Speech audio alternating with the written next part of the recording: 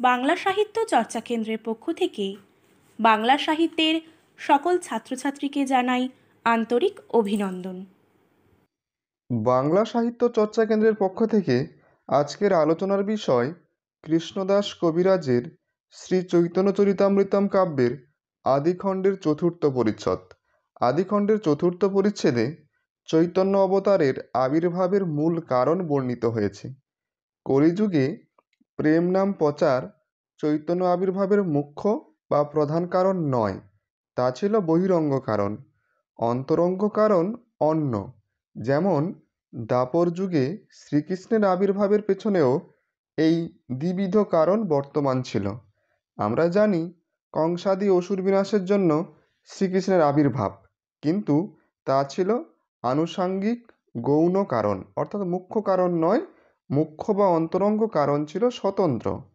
প্রেমরস নির্যাস আস্বাদনের জন্য এবং জগতে রাগমার্গ ভক্তি প্রচারের উদ্দেশ্যেই শ্রীকৃষ্ণ অবতারের আবির্ভাব, অর্থাৎ এটি ছিল অন্তরঙ্গ বা মুখ্য কারণ।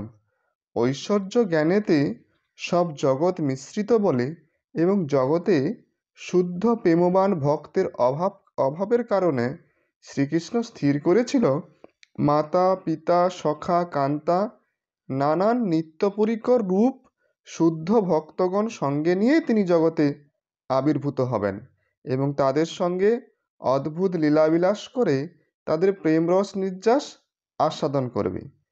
অসুর সংহার যেমন শ্রীকৃষ্ণের মুখ্য কাজ নয়, তেমনি নাম কীর্তন প্রচারও কৃষ্ণ চৈতন্য বা চৈতন্য মহাপ্রভুর আবির্ভাবের মুখ্য কাজ বা প্রধান কাজ নয়। প্রেম আস্বাদন ও নাম সংকীর্তন আস্বাদন, এই দুটিই ছিল চৈতন্য অবতারের মুখ্য কাজ।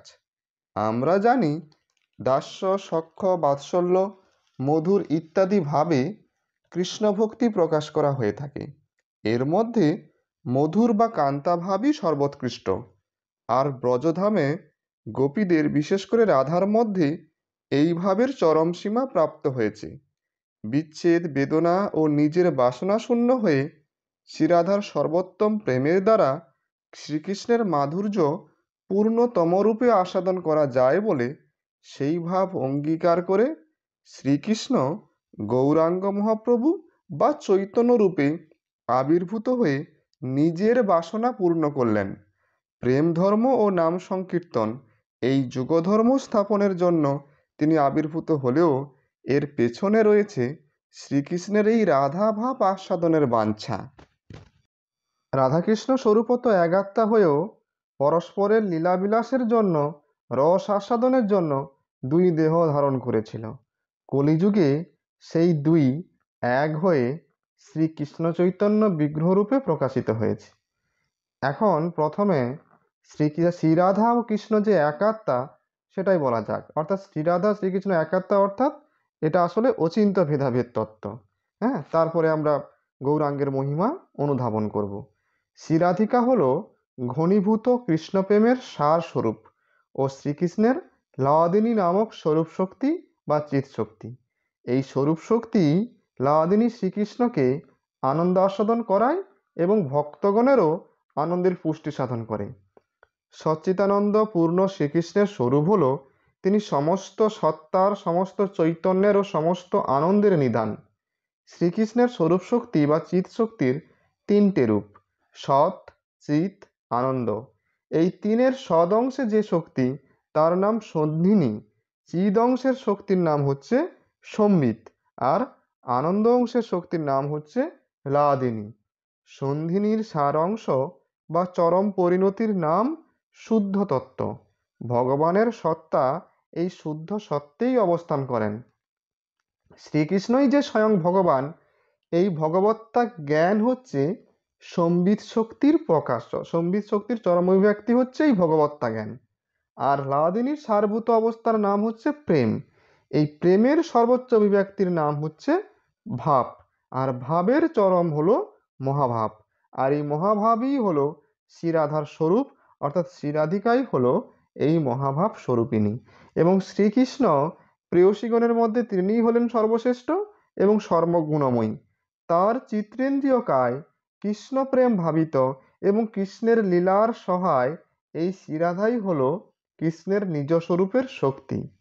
এবারে প্রশ্ন, কিভাবে শ্রীরাধা শ্রীকৃষ্ণকে আনন্দ আস্বাদন করান এবং কিভাবে কৃষ্ণের ক্রীড়ায় সহায় হন তা এখন বলা যেতে পারে। কান্তাকুল শিরোমণি শ্রীরাধা কৃষ্ণের লীলার সহায়তার জন্য বহুরূপে আত্মপ্রকাশ করে। ব্রজে, দ্বারকায়, পরব্রহ্মে শ্রীকৃষ্ণ যে যে রূপে আত্মপ্রকট পূর্বক লীলা করেন, শ্রীরাধাও সেই সেই রূপের কান্তা রূপে আত্মপ্রকট পূর্বক শ্রীকৃষ্ণের লীলায় সহায়তা করেন। শ্রীকৃষ্ণের সকল স্বরূপের কান্তায় শ্রীরাধারই আবির্ভাব। আবার বহু কান্তা বিনা শৃঙ্গার রসের লীলায় অনন্ত বৈচিত্র্য ঘটে না বলে শ্রীরাধাকে একই ধামে তার সখী মঞ্জুরি রূপে বহু মূর্তিতে আবির্ভূত হতে হয়। তাই ব্রজের ললিতা, বিশাখা ইত্যাদি গোপী সুন্দরীগণও কিন্তু আসলে শ্রীরাধারই ভিন্ন ভিন্ন প্রকাশ মাত্র।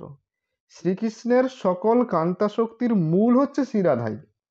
লক্ষ্মীগণ, মহিষীগণ, ব্রজদেবীগণ সকলের মধ্যে রূপ গুণ বৈদাগ দিতে শ্রীরাধাই হচ্ছে সর্বশ্রেষ্ঠ এবং সকল কান্তাগণের অংশিনী বলে শ্রীরাধাই হলো গোবিন্দ সর্বস্ব, সর্বকান্তা শিরোমণি। শ্রীকৃষ্ণের অভিলাষ পূর্ণ করাই হলো কৃষ্ণ কান্তাগণের লক্ষ্য। শ্রীরাধা সেই অভিলাষ পূরণেরই মূর্তি স্বরূপা। কৃষ্ণবাঞ্ছা মূর্তিরূপ আরাধনা করেন বলেই তার নাম রাধিকা। পুরাণ শাস্ত্রেও তার নাম রাধিকা বলে বিবৃত করা হয়েছে। অতএব কৃষ্ণময়ী শ্রীরাধাই হল শ্রীকৃষ্ণের মূল কান্তা, সর্বপূজ্যা পরম দেবতা, সর্বপালিকা, সর্বজগতের মাতা।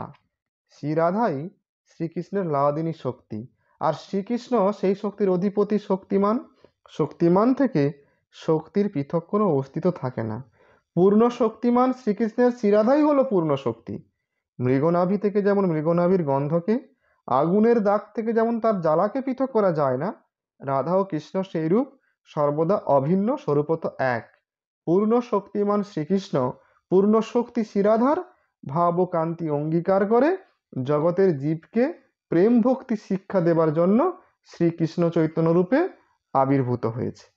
এই গেল চতুর্থ পরিচ্ছেদের পঞ্চম শ্লোকের তাৎপর্য, অর্থাৎ অচিন্ত্য ভেদাভেদ। এবারে ষষ্ঠ শ্লোকে মূলত শ্রী চৈতন্য রূপে নাম সংকীর্তন প্রচার শ্রীকৃষ্ণের অবতারের মুখ্য কারণ নয়, মুখ্য বীজ বা মুখ্য কারণটি হলো রসিক শেখর শ্রীকৃষ্ণের নিজ বাঞ্ছা পূরণ, সে কথা বলা হয়েছে। এই মুখ্য বা অন্তরঙ্গ কারণের তিনটি ছিল অঙ্গ। প্রথম কি না, শ্রীরাধার প্রণয় মহিমা কি রকম। দ্বিতীয় কি না, শ্রীকৃষ্ণের নিজের মাধুর্যই বা কি প্রকার। আর তৃতীয় কি না, শ্রীরাধা সেই মাধুর্য আস্বাদনে যে সুখ লাভ করে সে সুখী বা কেমন। এই তিন মুখ্য কারণ অতিশয় গূঢ় বা গোপনীয়। শ্রী চৈতন্য অবতারের এই তত্ত্ব প্রচার করেন মহাপ্রভুর অত্যন্ত অন্তরঙ্গ পার্ষদ স্বরূপ দামোদর। মহাপ্রভুর আচরণের মধ্য দিয়ে তিনি এই কারণগুলি উপলব্ধি করতে পেরেছিলেন। রাধিকার ভাব মূর্তি প্রভুর অন্তর, সেইভাবে সুখ দুঃখ উঠে নিরন্তর। শ্রীরাধার যেমন শ্রীকৃষ্ণ বিরহে দিব্য উন্মাদ জন্মেছিল, শ্রীরাধার ভাবে আবিষ্ট মহাপ্রভুও তার শেষ লীলায় শ্রীকৃষ্ণ বিরহ অনুভব করে দিব্য উন্মাদগ্রস্ত হয়ে পড়েছিল। শ্রীকৃষ্ণের প্রথম বাঞ্ছা ছিল কি, আমাদের মাথায় রাখতে হবে, শ্রীরাধার প্রেম মহিমা কেমন তা অনুভব করা। এটা শ্রী চৈতন্য চরিতকারকেও কিন্তু স্পষ্টভাবে বলেছে। তাহার প্রথম বাঞ্ছা করিয়ে ব্যাখ্যান, কৃষ্ণ কয়ে আমি হই রসের নিধান, পূর্ণানন্দময় আমি চিন্ময় পূর্ণ তত্ত্ব, রাধিকার প্রেমে আমায় করায় উন্মত্ত, না জানি রাধার প্রেমে আছে কত বল, যে বলে আমারে করে সর্বদা বিহল, রাধিকার প্রেম গুরু আমি শিষ্য নট, সদা আমা নানা নৃত্যে নাচায় উদ্ভট। আমার প্রতি শ্রীরাধার প্রেম আস্বাদন করে আমার যে আহ্লাদ হয়, আমার প্রতি প্রেম নিবেদনে শ্রীরাধার তার কোটি গুণ অধিক আনন্দ অনুভূতি জন্মায়। এই রাধা প্রেম অপেক্ষা সর্বশ্রেষ্ঠ বস্তু আর নেই। তবুও এই প্রেম সম্পূর্ণ অহংকারাদি বর্জিত। বাম্য ও বক্র ব্যবহারের অস্তিত্ব সত্ত্বেও রাধা প্রেমের নির্মলতার কোনো হানি হয় না। যিনি প্রেমের সঙ্গে সেবা করেন তিনি প্রেমের আশ্রয়, আর যাকে প্রেম নিবেদন করা হয় তিনি প্রেমের বিষয়। কৃষ্ণ বলছে, সেই প্রেমের শ্রীরাধা হলেন পরম আশ্রয়, আর আমি হলাম সেই প্রেমের বিষয় মাত্র। তাহলে আমার সুখ অপেক্ষা আশ্রয়ের আনন্দ অনুভূতি কোটি গুণ বেশি হবে। আশ্রয় জাতীয় সুখ অনুভব করবার জন্য মন ব্যাকুল হয়, কিন্তু চেষ্টা সত্ত্বেও তা আস্বাদন করতে পারি না। কি করে তা আস্বাদন করা সম্ভব? না, যদি কখনো এই প্রেমের আশ্রয় হতে পারি, তবে এই প্রেমানন্দের অনুভব হয়। শ্রীরাধার এই প্রেম মহিমাই ছিল শ্রীকৃষ্ণের প্রথম বাঞ্ছার কারণ। এবার হচ্ছে দ্বিতীয় বাঞ্ছা বা দ্বিতীয় কারণ। দ্বিতীয় কারণটি ছিল কি না, শ্রীকৃষ্ণের নিজের যে মাধুর্য শ্রীরাধা আস্বাদ করেন, শ্রীকৃষ্ণ কর্তৃক সেই মাধুর্য আস্বাদনের আকর্ষণই হলো দ্বিতীয় বাঞ্ছা। চৈতন্য চরিতামৃতকার বলছেন, অদ্ভুত অনন্তপূর্ণ মোর মধুরিমা, ত্রিজগতে ইহার কেহ নাহি পায় সীমা। এই প্রেম দ্বারে নিত্য রাধিকা একলি, আমার মাধুর্যামিত আস্বাদ সকলি। আরো অনেক কথা বলেছে। তারপরে আমরা চলে আসছি না, ভক্তের আস্বাদে শ্রীকৃষ্ণের মাধুর্য স্বরূপটি কেমন তা জানার জন্য শ্রীকৃষ্ণ লুব্ধ চিত্ত হয়েছে। কিন্তু তা জানার উপায় কি না, নিজের মাধুর্য আস্বাদনের প্রবল আগ্রহে শ্রীকৃষ্ণ তাই রাধা স্বরূপ হতে চান। বস্তুত পক্ষে কৃষ্ণ মাধুর্যের আকর্ষণ এতটাই প্রবল যে তার নরনারীকে তো বটে, এমনকি স্বয়ং শ্রীকৃষ্ণকেও পর্যন্ত চঞ্চল করে।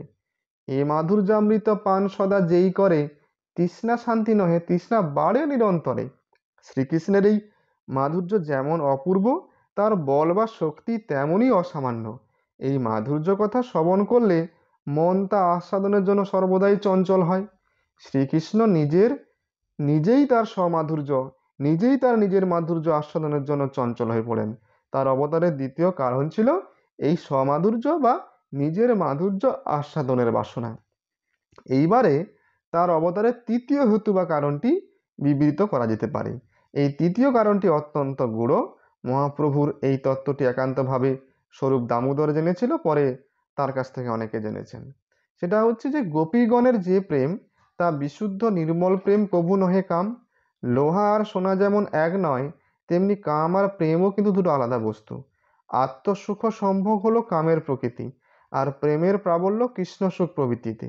গোপীগণ সর্বত্যাগ করে কৃষ্ণের ভোজন, কৃষ্ণ সুখ হেতু করে প্রেম সেবন।